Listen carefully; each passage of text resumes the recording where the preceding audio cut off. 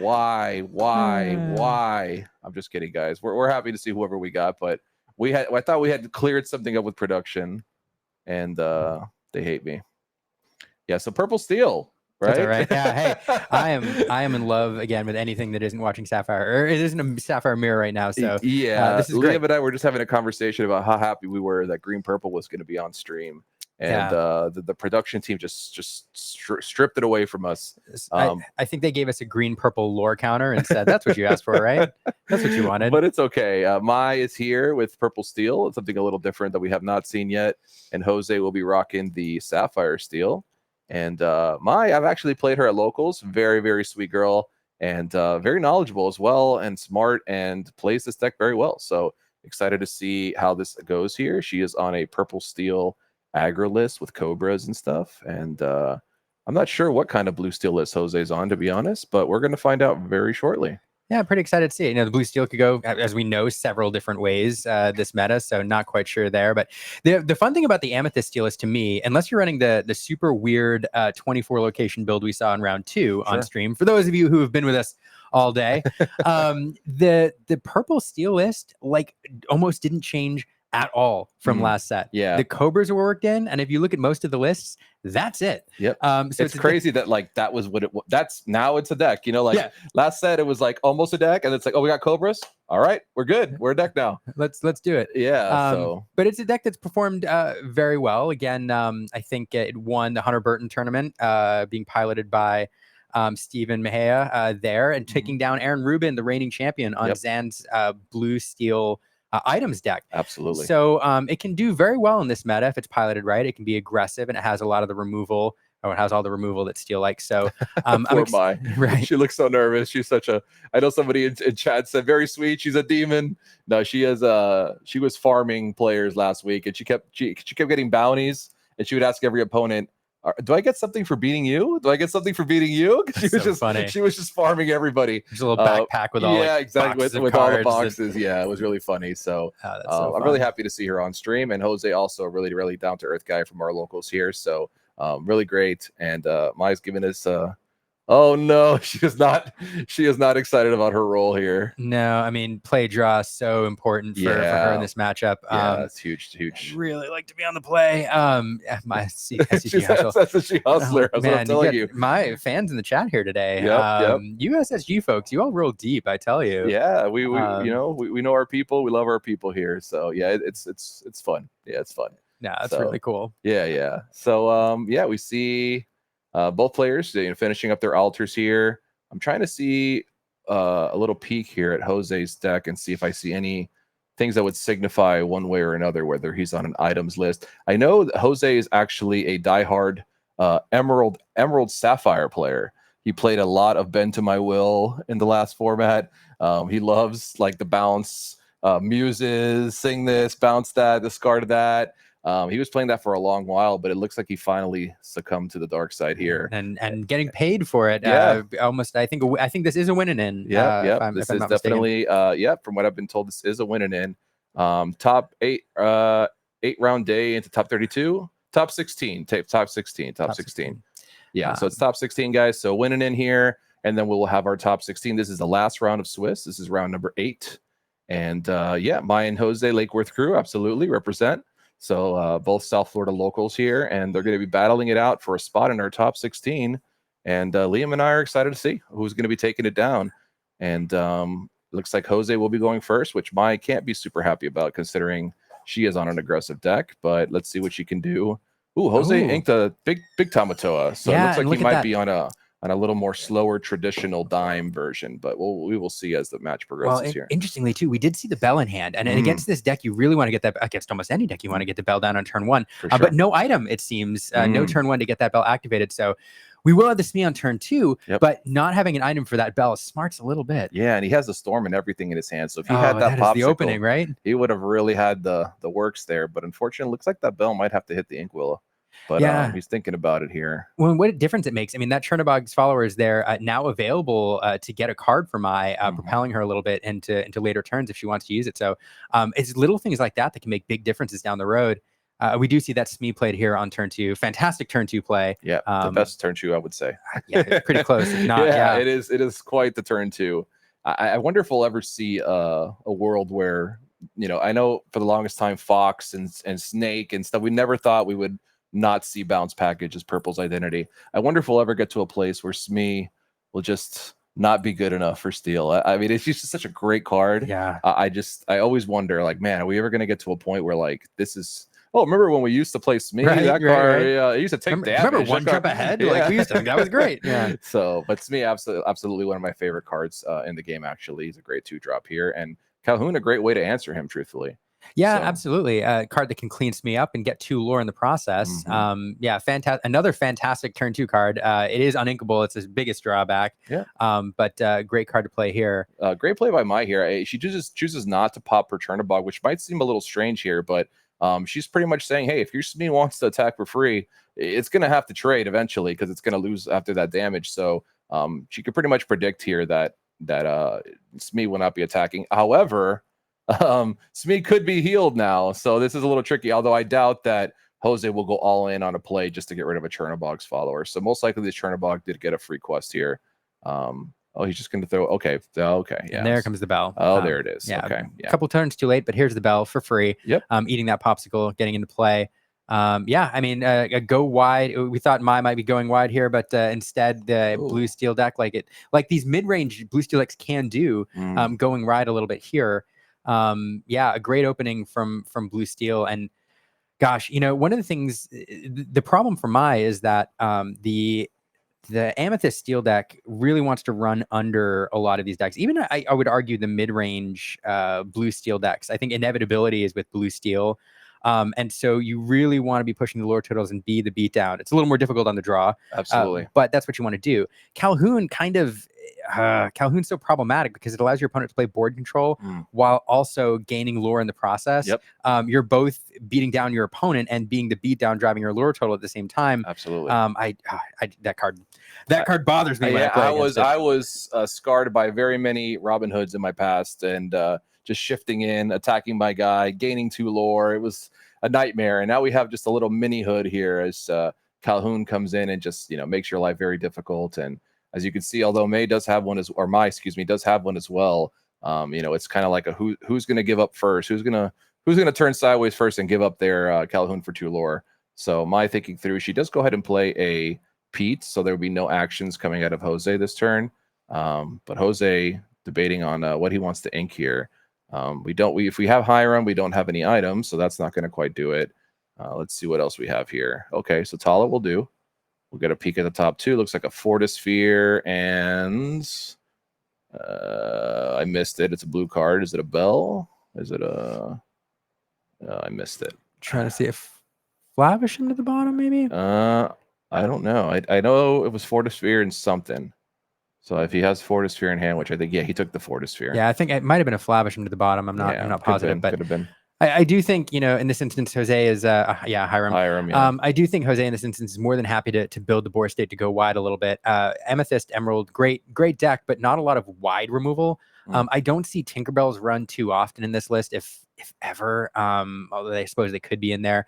No grab your swords, etc. So if Jose does go the beatdown route and start to go wide, especially if we're running Cogsworth and that manages to hit the board later, it's very, very hard for the purple steel deck to come back. Absolutely, yeah. I actually when I played Mai the other day at locals, I was on blue steel and Cogsworth was the dagger. In fact, it was just really hard for her to get past that. So I'm not sure if Jose is on Cogsworth, but that would be definitely a great card for him to come across here. As we play an evasive, which will be nice to kind of dance around this Calhoun here, kind of be able to present a threat that we could continue to quest with. But Jose does have 4 characters in play, which opens the door for Raging Fire. So a lot of things could happen here. It all depends on what the cards have in the future here, but there are definitely a lot of options. Looks like Jose is fiddling around with a Storm Rage on and a Fortisphere. So both ways to draw cards. So we'll see what those cards happen to be. And Mai just trying to figure out what's the best way to handle the rest of her turn here. She's thinking it through, and we are singing. She will sing. So we'll sing it. Yep, that's good. Takes him off a character as well, which makes it harder for him to Raging Fire if he did have one. So I like that play from Mai. Yeah, that's a great point. I mean, 3 characters, 4 characters, very different when you're running a character-based damage card like Strength. And I do think that was a fantastic turn from Mai there. Establishing the Genie is great. One way that Mai kind of gets back into this is by starting once again to become the beatdown and pushing the lore totals. And she can do that if Genie sticks around without terribly much danger of repercussion or retaliation. And then getting that one character off the board does potentially make a huge difference. So let's see that we have another Pete come down. Yep, Pete Wars. And I do think next turn the Elsa is available. If we draw into it, we could do a little more removal if we wanted to. But instead, there's that Strength. You called it, you pointed it out, and it's going to remove that Genie. Yeah, that he drew is into painful. it, which is definitely a heads up play there. You know, just getting 4 characters in play. It's something that you have to pay attention to now. You just not just the lore. It's not just the amount of ink. Now you got to just be careful about the characters in play because it just opens the door for removal. And although Mai did try to keep it down on the 3, or excuse me, keep it down to 3. You know, Jose able to get up to 4 characters again and just resolve that Raging Fire. So back and forth here, both players battling for the board. You see not a lot of questing happening right at the moment. They're just both trying to establish a board here. Who could get it to stick? And then from there, we can get on with our questing. So pass it back over to Mai, who's got a handful of cards here. And, you know, her ink is getting up there. So I'm sure she'll be able to play at least a couple of threats here. And let's see what she decides. We haven't seen the Giant Cobra quite yet, which has been a great new addition to the deck. And I'm interested to see if that's something that she has in her hands. I am the prophet. And we will, and we will discard the dock there. It's a little bit of card advantage to gain that 2 lore, push the lore total. And we will play, and that's why. She had triple dock in hand. Oh, that's terrible. But poor Mai. But a great way to clear it up here. You know, I might as well make use of one of them for some lore, and then no, not a terrible turn here. Establishing a 4/4 on the board and against a deck full of 3/3s in the early mid game is great. And one thing I will point out too, like let's take a look at the ink here. The ramp deck, the blue deck, is a little bit behind, especially since it's on the play, sitting on 4 ink, sitting with a bit of an uninkable problem there in previous turns, forced to use the Strength to remove stuff and left with the Calhoun and a Let the Storm Rage on. So usually at this point in the game, the Sapphire player is pushing their ink total a little bit. We do see the Let the Storm Rage on taking advantage of that vanishing ability and poofing that, which I'm cool with, snake to the discard pile. A lot of people talk about that vanish, like, oh, they could target it. Yeah, well, you mean you gave up, there's your song, and that's fine with me. You know, I got in there, I got 2 lore off the top. And it's a 3-cost card. It is a 4/4, but it's a 3-cost card. Yeah, I agree with you. Yeah, I think it's totally worth it. It's going to be unfortunate for Mai here that she had to lose 3 of her docks just to resolve 1 dock. So 1 dock possibly left in the deck, which is not a good thing for sure. But obviously Jose also kind of stifled on his draw here. That turn that he had to choose between a Fortisphere or a Hiram really bit him because he took the Fortisphere, but now Hiram is just not showing up for the party. So both players just kind of struggling with the draw power here, but still managing to take turns clearing each other's board. But let's see. We have Mai inking a snake. Yeah, I see somebody, Harlan in the chat. What's up, Harlan? Calling out that it's more of an artifact style. Yeah, it is more of a mid-rangey style as opposed to like a Kiwi or like a hyper aggro kind of style. Oh, look at that play here. Fantastic sequence. Yeah. What do you do when you don't have more docks? You just bounce your existing dock docks. Right? I'll just play the same one again. Bounce the ones you already have. So great to see. And again, Mai, very smart player. She knows how to play this deck very well. And she will go ahead and generate 2 more cards for herself, which is a great play. Yeah, just a fantastic sequence there. Questing, playing the snake, establishing the 3/3, and then getting to draw 2 cards. It's very good. Absolutely. Definitely agree. And it'll be Jose's balls in Jose's court here it looks like he may be thinking about singing a song here. Let's see what he's got. Okay, so to play the Lawrence first. Okay, Lawrence, definitely a good threat. 4/4 body. Oh, what's going on here? Come back to us. There we go. I can guess what's happening. Okay, so there was another Storm Rage on and took out the Calhoun. So Storm Rage on Strength of Raging Fire. I'm so sorry. No, we talked about this earlier. The rage, fire, rage on, rage, fire. Yeah, fire and ice. Fire, raging. They're all just elements, raging. Both raging cards. So one of them does take out the Calhoun. But again, the ink Yep. total here. I mean, and some of these mid-range decks are more than happy to run a little bit Ooh. low on ink, but that Benji eating that Fortisphere, That's huge. that That doesn't seem is like a lot, but that's a lot. no, it's I mean Fortisphere. If he drops the Hiram off the top, I I mean know, it's just dead. It's just a 1/6. I know he really needs that card draw, and what a play here. Yep. Benja worked in for this matchup mostly, for this blue steel matchup. Yep. And not only Benja's a fun card. Not only do you get to remove an item, but then it establishes a 2 lore quester, which will come in handy here. Absolutely, and it has a enter the battlefield effect, which means that if you do decide to bounce it with Snake or something like that, you can get that value over and over again, which is really great. Doesn't require it to quest. So for whatever reason, if he does establish an item and she draws a Snake or a Fox, she's able to just replay that Benja and get an instant gratification from that. So very, very good. As we see both players, although they are chipping away at the lore here, still battling over the board here, very much so.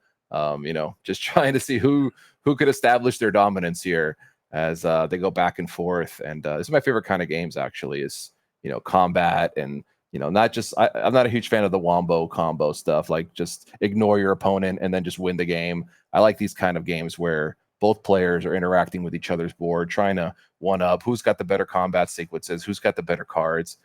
So it's really, really enjoying this matchup at the moment. Yeah, it's mid-range on mid-range, isn't it? Like that's what this is. Absolutely. And Crab coming down, making a really good trade there, getting that dock for that Lawrence. There's the 4th dock. There it is. And there it is. Yeah, you joked about there being one left, and that was it. He's made an appearance. That is it. Man, and what card advantage these docks have generated for Mai, even though she was forced to dump 2.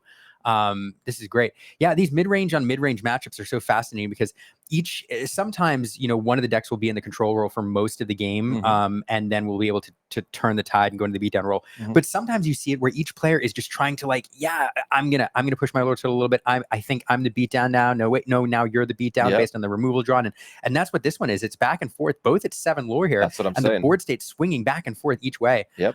It's a knife's edge, really. I love it. And these are, like I said, these are my favorite kind of games. They're the most interactive. This is how I feel, in my opinion, how Lorcana was kind of meant to be played. We have attacking, we have defending, we have songs. So I really prefer this play style to a sit around and sit around for 10 turns and then just win. So they're both players having to use all their knowledge here to best analyze what they should be doing every turn. So Jose passing it right back over to Mai. Choosing to protect his characters. Could have quested with the Smee there in the Benja. I mean, inviting for some removal, but choosing not to drive his lore total and kind of protect his board state. Yep. Passing back over to Mai. Let's see, Mai. Look at that. I mean, the ink disparity here starting to show. Definitely. There's the goat. I was wondering when we would see a goat come down. It's the time of game where you start to play them a little bit. And we saw 3. I'm like, is it gonna be bounced? No. But the white rose coming in again. That's 2 lore off interplay abilities. And the goat, the goat is a card you're often ink in the early game, in the mid game, or in the late game is where you like to play them, bounce them, use them for their burn effects. But it is a decent body in the mid game here, and in this matchup, we'll see. And I see the chat talking about Jose missed the lore. I don't know if production, if you're on table side, if you could just double check that with the judge, just to make sure that we're keeping everybody honest. I know the judges are also table side keeping track of lore. So, just to make sure that they're matching it up there. I mean, I missed that. I missed it as well. I don't know if, sometimes chat's right, sometimes they're not, but chat usually sees just like everything. Sure. Yeah. Chat should be commentating because chat always never misses anything. So, but I just want to make sure if it does become relevant, I don't want it to be something there. You see my putting your just 1 lore. Yeah, I believe so. Yeah, but it's hard to rewind it at this point. So yeah, it is kind of hard to go backwards. The game state and all that. Yeah. So we'll see what happens here, but we'll let the judges handle that. But here we go, back over to Mai with the wide board here. Now it feels like it's definitely swung a little bit. Yeah, Mai out of nowhere has quite the board. Yep, and you'll see she picks up with the Fox yet again, and there's another 2 cards. These docks working overtime. 2 more cards. Thank you very much. Stringing these docks together, it's fantastic. And yeah, in this matchup, one thing I was going to say earlier is, what it's going to come down to is who has the better card draw, who has the most cards. I mean, right now, Mai is cranking through her deck as these docks have just, she pitched 2 docks earlier, but it feels like she just had them all anyway because bouncing them over and over again has just allowed her to continue to get all this value. And I remember when Doc first came out, the streamer Wonderland, he bought like 30 docs at like 10 cents each because he's like, this card is And this card is going to be nuts. And sure enough, they are very nuts. So it took a while for them to establish themselves. Yeah, it did take a while, but they're established all right. So people now know the power of Doc, and drawing cards turns out is good. So more cards is better. Yeah. But yeah, not being able to establish that Flavisham in the mid game in any Sapphire deck, it's really rough. Really holding him back at the moment. I think if we were questing with Hiram, this might be a totally different game. I think so too. Even one activation with those extra 2 cards would make a huge difference. Yep. But I mean, even now, some of the answers that you draw into, we saw him inking a Tamatoa earlier, a card that at this point in the game you'd love to play, but need to build up that inkwell. So. Every time they're at a stalemate, it feels like Mai just gets 2 more cards, you know. So Jose just not able to keep up with the amount of attrition that's happening here, which is just getting so many more cards than he is. And I think we all know, you know, like you said, more cards is better. A lot of these games come down to who has more cards. So it turns out if you have more cards to play and your opponent has less cards to play, you're probably favored. So yeah, somebody in chat mentioning he's used a lot of his removal as well. So and now the Pete's going to make sure there's no removal coming. And this might be a pretty big turn for Mai. I would imagine she's probably just going to quest out here.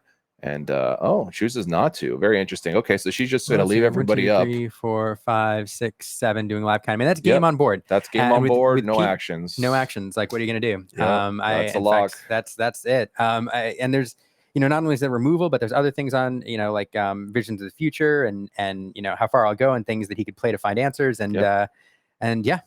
And that's the way the cookie crumbles. That's the way the cookie crumbles. Yeah, we're gonna get into a game 2 now, which hopefully Jose's able to get a better start. You know, Jose, I think if he gets the bell turn 1 and gets the Hiram going, we could definitely keep up with Mai. But Mai, I was really worried honestly when she threw away all those docs. I was like, oh, there goes all her draw power. Right. But clearly did not phase her. She just ended up using them over and over again with the Fox, which shows really a lot of the power of purple. You know, as a secondary color for steel. Being able to rebuy all these abilities over and over again, the Benjas, the foxes, or excuse me, the goats, and all these into the battlefield effects. So yeah, I think it's going to be really tough for Jose here. But if Jose gets the ball going and he gets questing first, I think that Mai could just as easily fall behind. We saw that they were neck and neck for quite a while until the card disparity just became too much. So I think it's going to be a close game too, and hoping that Jose hopefully sees a little more of his draw power, because he just got left in the dust. Once Mai started cranking out those docs, it was only a matter of time for sure. So yeah, I agree. I mean, key to this game is it's the same thing we've been saying for Sapphire all day, right? It's turn 1 bell, turn 2 Smee or Calhoun preferably, and then you've got to get that Flavisham rocking on turn 4. Oh yeah, to match the card advantage that you're going to get against most Amethyst decks. Sure. And in this case, with Doc being cycled over and over again. Yeah, this all goes back to the turn where he had to choose between. He played the Tala and chose between the Hiram and the item. It's like damned if you do, damned if you don't, because you need the item for Hiram and then you need Hiram for the item. So he chose to hopefully see the item, or hopefully see the Hiram rather. But then it ended up being the wrong choice there. But obviously hindsight is 2020. It's a tough choice. It is. You've got both. You're picking between the 2 combo pieces. Yeah.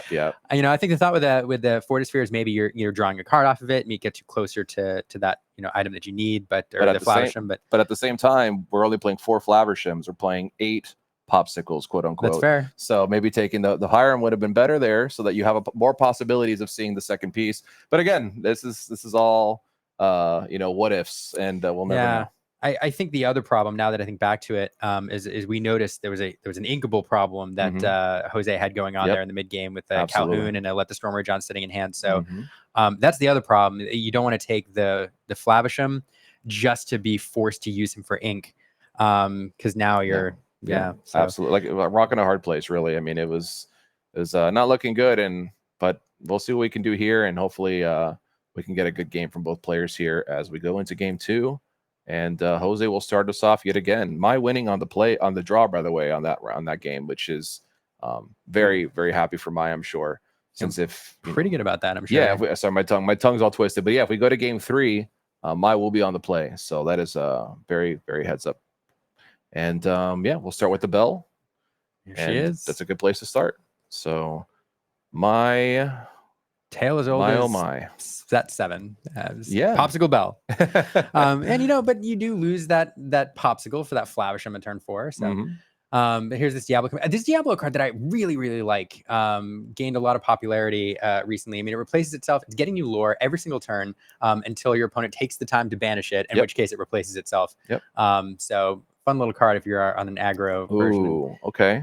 They're So- yeah. We're starting to see the things, right? Yep. We're starting to see what the deck's supposed to do here. Mai did present him with a target there, which I know we discussed earlier. Some players are on the fence about whether they're just going to skip turn 1 to not present a threat. But the good thing is Mai also gets to draw a card here.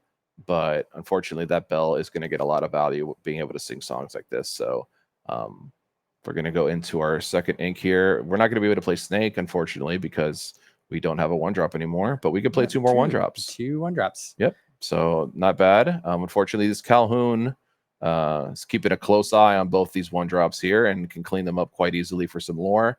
But both these cards do draw us more cards. So Mai probably just hoping to get through the deck as fast as possible, find the cards that do the things, and hopefully close this game out before it's too late.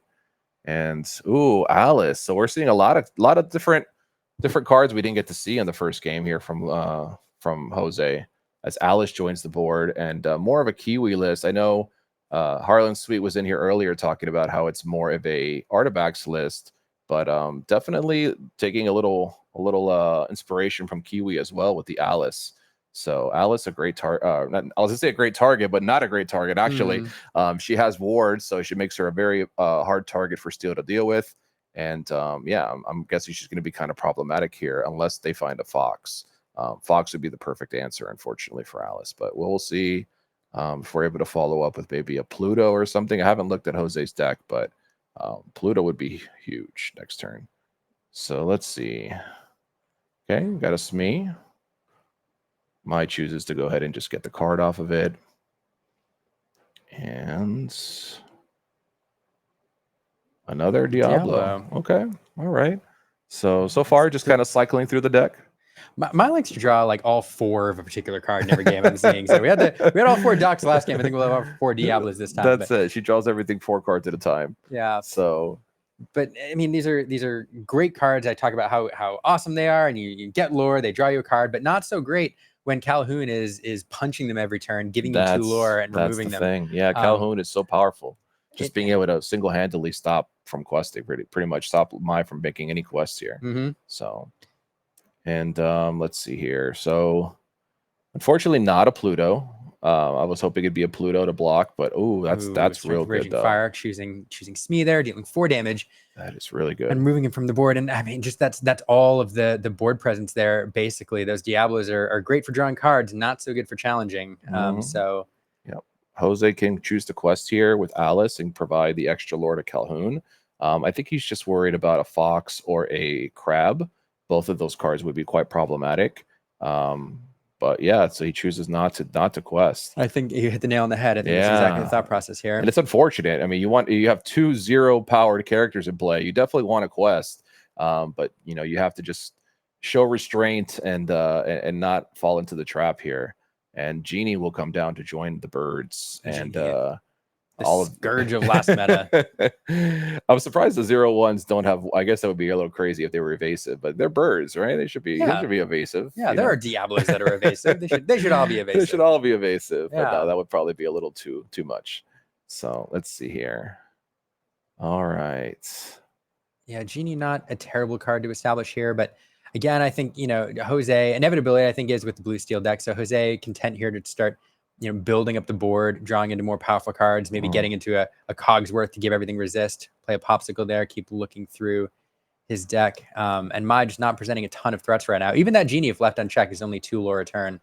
Let's see. How far up? Oh, yep, Zeus. There's Zeus. I love that. Yep, get rid of that.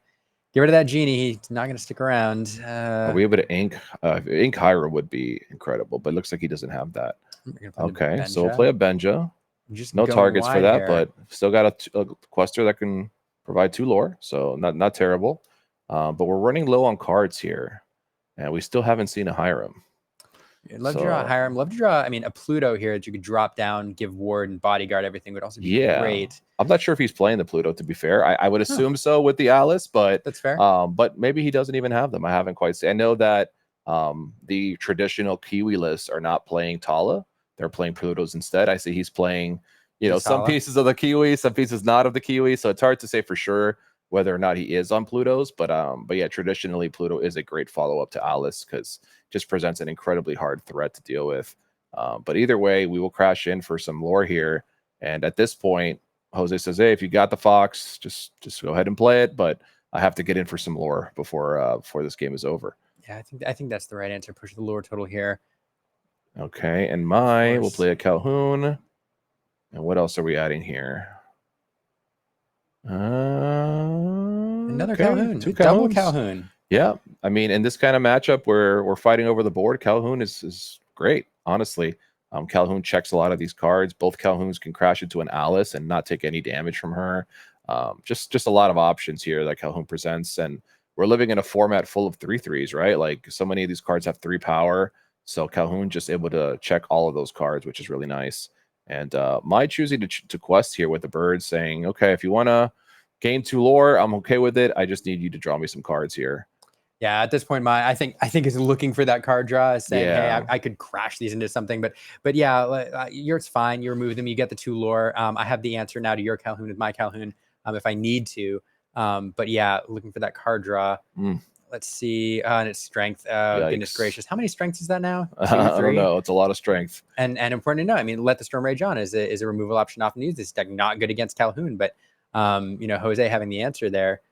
Calhoun removing that bird, another 2 lore, but giving my another card. Am I thinking it through here? How are we going to get rid of all these characters next turn? Oh my goodness.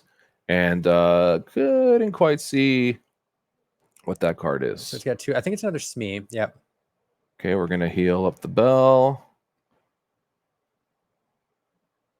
Okay, you're going to quest for 2 and provide the ward and the extra lore to Tala, who will also get in there for another 2. Great turn there for Jose, in my opinion. I think another 2. Okay. All right. We got a lot of lore in here. We have a lot of things on board. We played some songs. Yeah, I think that was a fantastic turn. Yeah, it's drawing into all that removal at the right times. Yeah. My desperately trying to establish a board state will allow her to answer these threats. Not only do you need characters on board to challenge, but there's a lot of cards. There's foxes and snakes and things that want to bounce things on the board. So you really want to establish those things. And yeah, Jose just drawing into what he needs to remove them turn after turn. Absolutely. And he still hasn't seen a Hiram. He still hasn't seen This is all without a Hiram. So imagine if we had a Hiram just drawing him some more cards here. Oh, here we go. Here's that crab making that Diablo super efficient, challenging in, drawing a card, and removing the bell. But now what? We have 1 ink left, possibly a second ink. Oh, he gave Bell Bodyguard. He didn't heal it. Okay, it was a Fortisphere? I thought it was a Popsicle that he popped. Yeah, Fortisphere. I didn't see the Fortisphere. But I didn't see who he gave it to, so that makes sense. It's okay. Well, don't think it's going to make a huge difference here, but all right, so let's see here. Mai resolves herself a broom and has to ink the goat. I guess she says, I'm not close enough to the finish line. I need this ink. All right, we'll pass it back over. And we see Jose counting and doing the math. You always know when your opponent's tapping their fingers on the table that they're trying to figure out, am I there yet? 1, 2, 3, 5, so carry the 1. All right, Jose will scoop it up, and just like that, we're going to a game 3. That one, not as close. The first one, I felt like there was a lot of back and forth. This one, both players kind of stumped, not able to find their draws. Mai missing out on her docks, and Jose missing out on his Hirams, and just nobody's drawing any extra cards. The only cards being drawn essentially were off Popsicles and stuff. So, Jose able to edge it out here. That one big turn he had, I think, was definitely the one that sealed it. It was kind of close until that turn where he was able to sing, play a Smee, do this, do that. That's those turns where you're playing songs for free and then able to still progress your board is those are always huge turns. A reason why Amber Steel has been so powerful for so long. Just the ability to play free stuff to remove your opponent's board and then continue to spend your own ink to play more stuff on your board. So yeah, I'm sure that's what Jose is looking to do again here. But Mai is on the play now, and we know how much of a difference that can make. And Mai, I'm sure, is going to be looking for these docks this time. Hopefully, she doesn't get them all at the same time, but she's Hey, it worked out game one. Yeah, I mean, yeah, technically it did. But ideally she could chain them together here, and if she does, I think that she may be able to apply enough pressure to to keep Jose at bay here. But I really don't even know. I have no idea who could win this because both decks operate very similar. Okay, obviously let that word go. Similarly, there we go. We found it. So it's going to be interesting to see who's able to edge it out here, and we're gonna go. Yeah. I see Popsicle. I see Hiram. So I think we want to keep those. Yeah, I mean, the biggest difference in game two versus game one, I mean, this is just showcasing why Bell is such a menace in this meta. And not only, as we've mentioned all day, does it establish a 3/3 on turn one, but it gives you a 3-cost singer. Getting a 3-cost character on the board, the light, sing some removal, the following turn is huge. And that's really what shut down Mai in her tracks was that opening combo again. And it's what makes a lot of aggro decks and even some mid-range decks less than tenable in this meta. So on full display there. And it really, when you're watching these Sapphire decks and when they get the bell, you're like, oh, there we go. Well, as soon as they don't drop that bell in turn one, you're like, oh man, I have a chance. I have a shot. Breathing room. So you're telling me there's a chance, right? Yeah, it's definitely difficult when your opponent starts with Bell, just because you just have to assume your one drop is toast, right? You have to just assume that they have the storm, even when they don't have it. It's kind of like when your opponent opens up with one drop Cindy. They could have 0 songs, but in your head they have all the songs. They always have the songs, right? So yeah, it's definitely at the very least an intimidation factor, but definitely ends up being more than that. Bell incredibly powerful. So especially in this matchup, right, where we're battling over the board so much, a 3/3 early is so strong. And Mai will start us off with the Turnip Box follower. So same way she started game one, and hopefully it leads her to the same result as game one. But game one, as you pointed out, on the draw. So, I mean, crucial coming in this, losing the die roll, able to steal that game and playing on the play here. This is her first game on the play in the whole set. So, hopefully, oh my God. There it is. As we discussed. There it is. Now, does he have the song? Probably.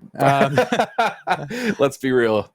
I did see a Zeus, I think, but I would hope that, or I would imagine that he has a song that's more affordable, if you will. He might, but I bet the fact that he always has a song, Bell always has a song, is part of the decision here to pop the followers, get some value out of it, and then don't leave it around to be targeted.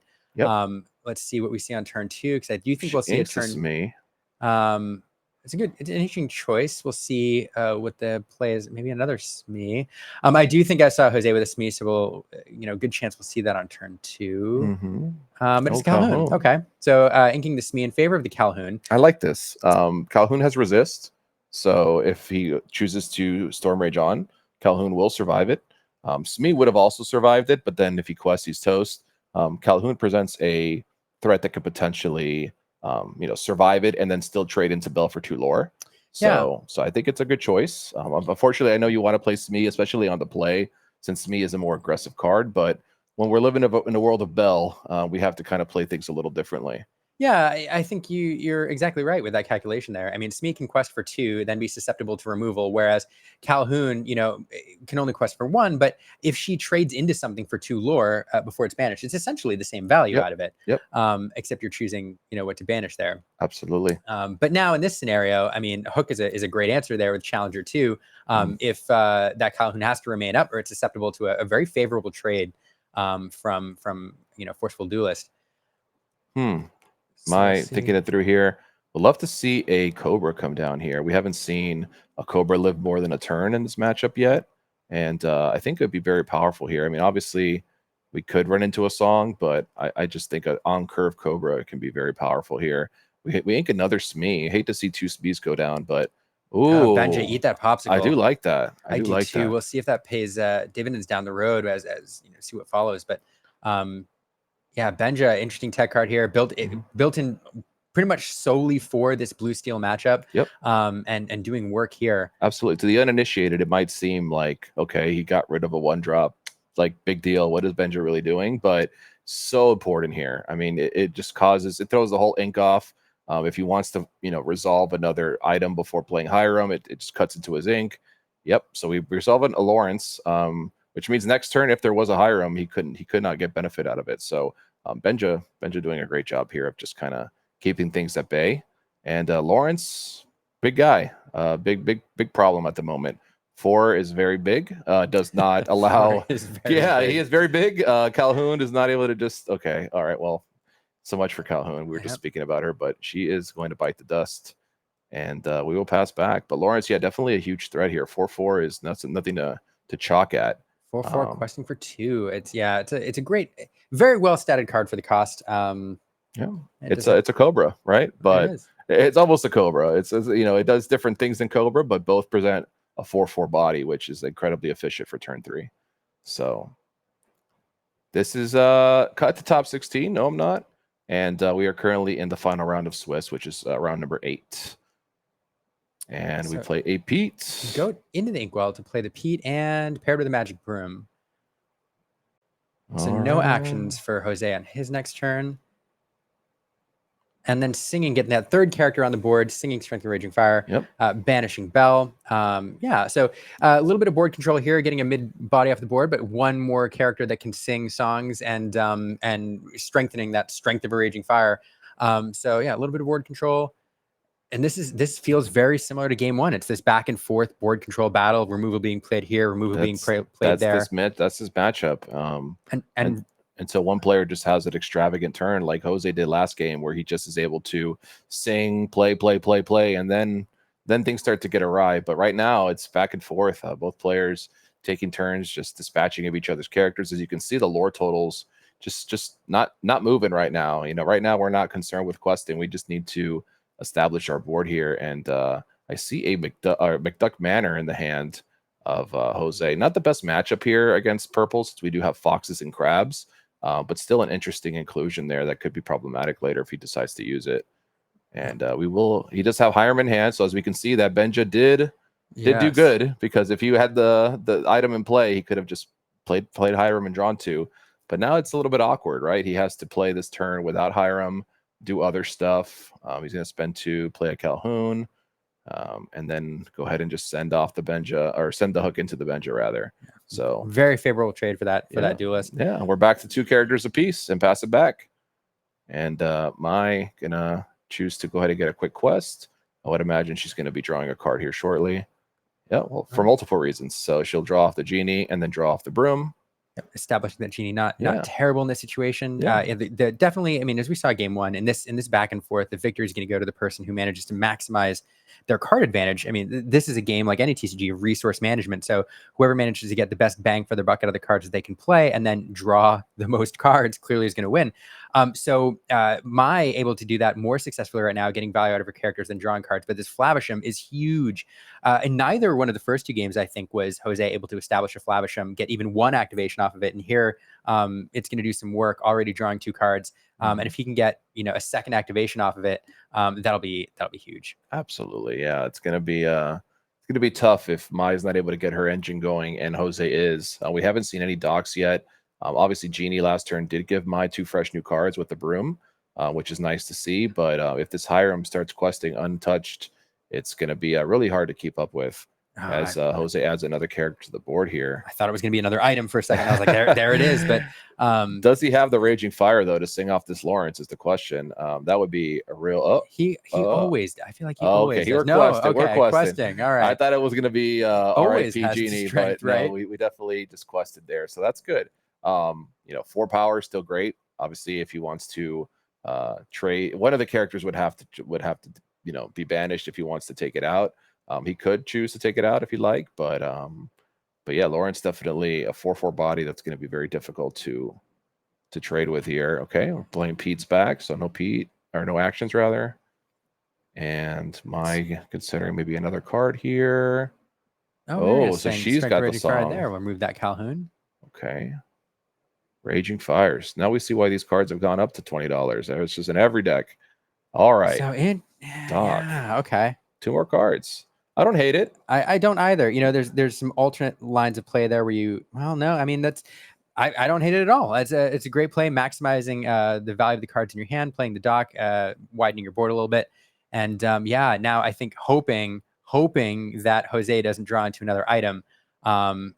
We are going to send the Pete into that Lawrence. Interesting. Get some damage on it. Yeah, that's I'm not a little unsure about that one, but by deciding that that's the play she wants to go for here, and hopefully it pays off for her. As you know, we still have the evasive genie, which can't be attacked into, so that's always nice. And Lawrence no longer a 4/4, so that's also really nice. Okay, Alice does make him a free, so it's an interesting choice there because it does make him a free. He can't challenge anything anymore that she chooses to exert. Sure. And yeah, it makes it a free trade later on. So interesting choice. Definitely, it indicates to me she's fearing more removal. But yeah. Yep. Alice coming down here. We don't have that item for Flavisham to eat. So we've only gotten 2 cards off him so far. Yep. And next turn, Alice will be able to start providing ward and extra lore to a character in play. So yeah, you'd love to pair that with the Flavisham, give him the extra lore on the quest. Oh, if you're eating items and then give him ward. I hear that's pretty good. I hear, yeah. What's better than a Flaversham? One with an extra lore and some ward. Can't touch with removal. Yeah, it's very good. So Flavisham. My choosing a quest up here. I'm guessing a snake is on the way. Ooh, yeah, there it see is. The dock bounce that we got used to a couple of games ago. Absolutely, but is her hand worth pitching here? What is she going to do first? She might just be hanging on to that dock for a next turn, possibly. She does get the rose, which gives her another lore. Genie's going to get us 2 more. All right, yeah, so my using her instant lore and her evasives here to kind of sneak around the battle, you know, making it so that Jose either has to have the song or not, you know, not being able to just cleanly attack here. And so far, Mai's up 6-2, so taking a little bit of a lead here in this match. And okay, so we're gonna Storm Rage on, draw a card. Genie's got 2 damage on him. Okay. Yes, Chad. I did say duelist, forceful duelist. That's Captain Hook's subtitle. Forceful duelist, guys. He's been around since set 1. Everybody thought you went Yu-Gi-Oh on that. Right. And let's see what we decide to do here. Obviously, have not found an item yet. Yeah, we can see it's Zeus, Manor, and Storm Rage on. And we're gonna just go ahead. Yeah, double hard casting a song here.